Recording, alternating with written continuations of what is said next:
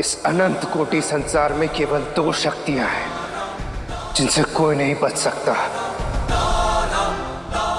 एक महादेव की क्रोध दृष्टि और दूसरी शनि की वक्र दृष्टि।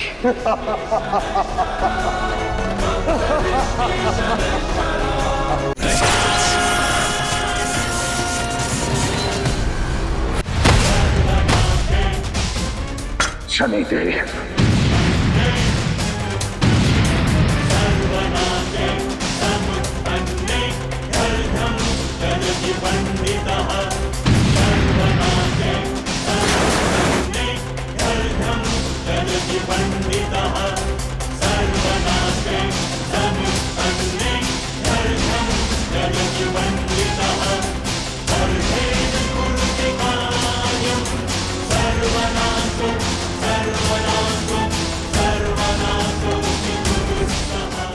आज से तुम मेरे चरणों के नीचे रहोगे, नीचे रहोगे, नीचे रहोगे।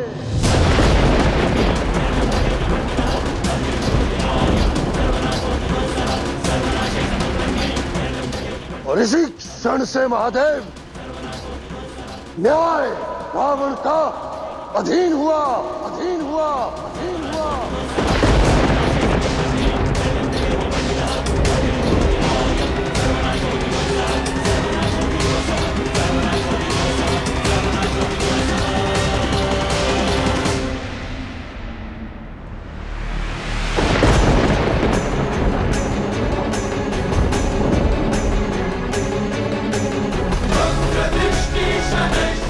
मेरा स्थान तुम्हारे अधीन है रावण, परंतु मेरी दृष्टि सदैव तुम पर रहेगी। लंकाधिपति हूं मैं, त्रिलोकाधिपति हूं मैं, तीनों लोकों का विजेता हूं मैं। तुम्हारी वक्र दृष्टि मेरा कुछ नहीं बिगाड़ सकती। रावण हूं मैं, मुझे किसी का भय नहीं। तुम जो चाहो कर लो, तुम मेरा कुछ नहीं बिगाड़ सकते।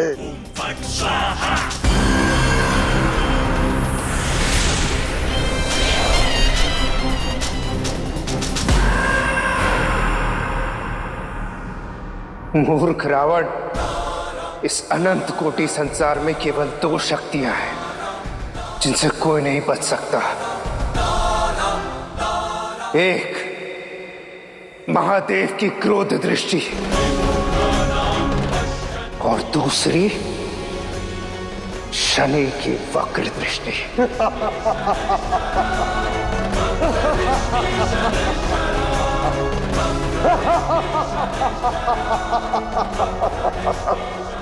तुम्हें क्या लगता है रावण कि आज तुमने अपने पैरों के तले न्याय को कुचल कर रख दिया? महादेव, प्रत्यक्ष को प्रमाण की आवश्यकता नहीं होती। देखिए, न्याय मेरे चरणों तले दबा हुआ है। न्याय के बीज को माटी के तले दबा देने से वो समाप्त नहीं होता, बल्कि और सृजित होता है। न्याय के बीज को तो जितना गहरा दबाया जाए, वही न्याय का वृक्ष विशाल बनकर अपनी शाखाएं अवश्य फैलाता है। अन्याय के पंख चाहे जितना ही क्यों ना घेर ले, न्याय का वृक्ष अन्याय के हर बंधन को तोड़कर अवश्य उगता है। न्याय अन्याय के अंत से आरंभ होता है रावण। स्मरण रखो, जिस दिन अपने कर्मों का फल काटने का समय होगा, उस दिन आज का बोया बीज आज का किया कर्म फसल बनकर लहराएगा, लहराएगा, लहराएगा।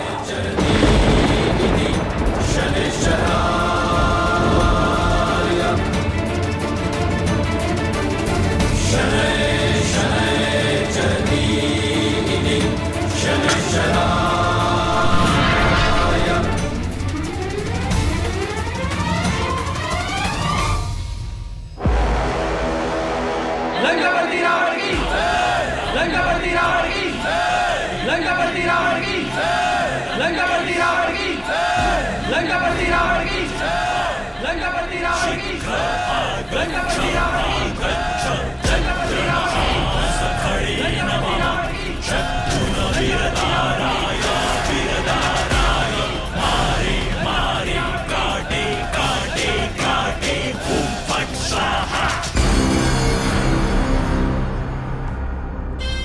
हे लंका के निवासियों, मेरे पुत्र मेघनाद ने देवराज इंद्र को परास्त किया है।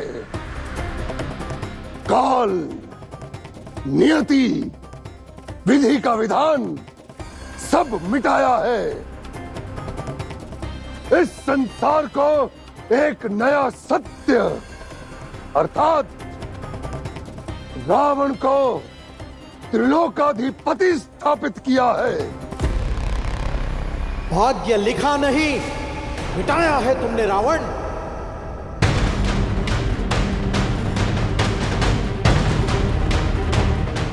प्रणाम पितामह।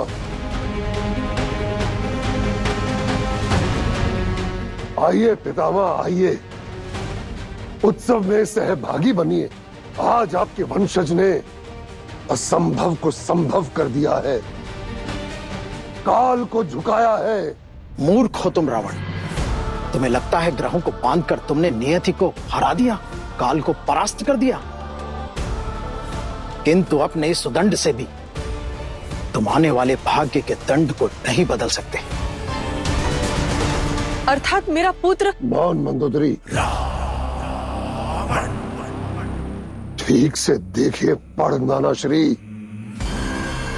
मेरे पुत्र की कुंडली में हर ग्रह उचित स्थान पर बैठा है। मृत्यु भी मेरे पुत्र को छू नहीं सकती।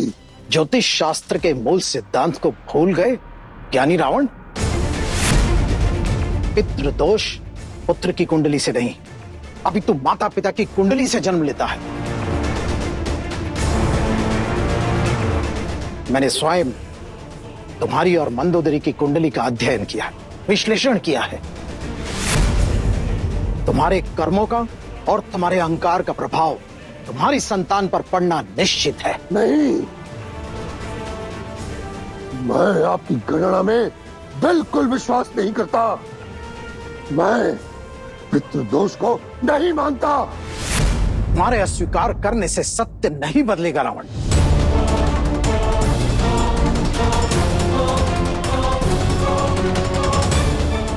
तुमने ग्रहों को बांधकर अपने पुत्र को अजय तो बना दिया, किंतु उसे अमर नहीं बना पाए। लिखा है विधि के विधान में और भाग्य के गर्भ में कि अपने पुत्र की चिता तुम स्वयं जलाओगे रावण।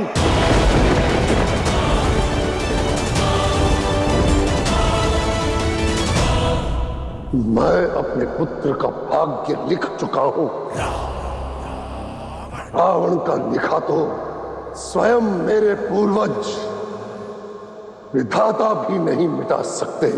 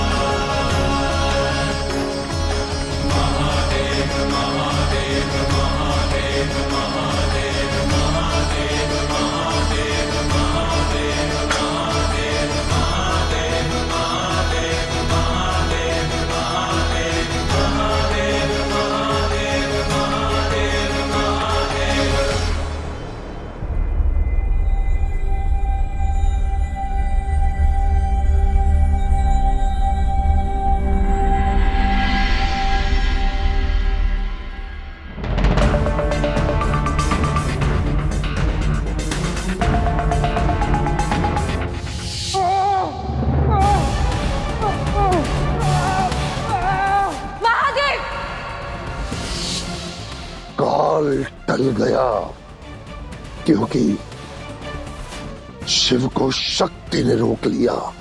अर्थात संसार में केवल एक ही बल है जो शिव को रोक सकता है।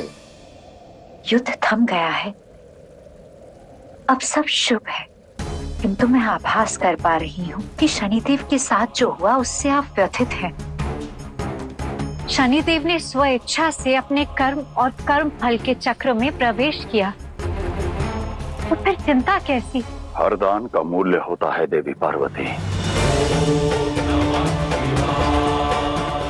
और जिसका कोई मूल्य नहीं वो ऋण होता है। फिर चाहे वो दान व्यक्ति का हो, वस्तु का हो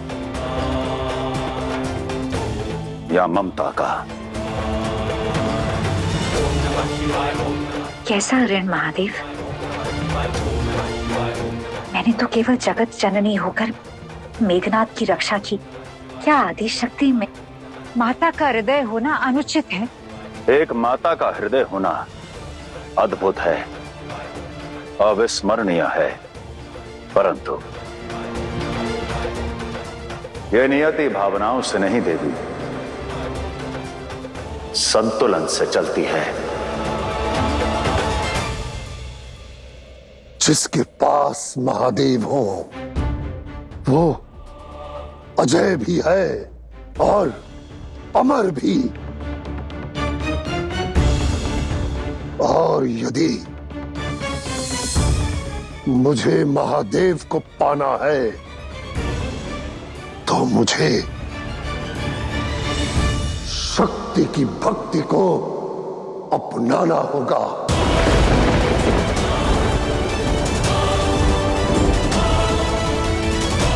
यदि शक्ति मेरी लंका में आ जाए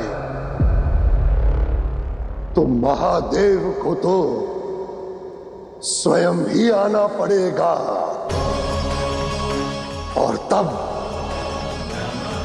वो महाकाल बनकर नहीं, एक विवश पति बनकर मेरी लंका में पधारेंगे।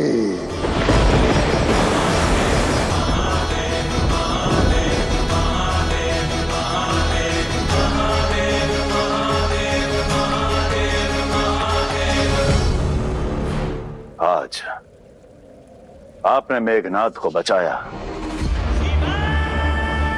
अपनी ममता से काल के हाथ रोक दिए आपने, परंतु अब समय आ चुका है। ये कैसा समय आ गया है महादेव?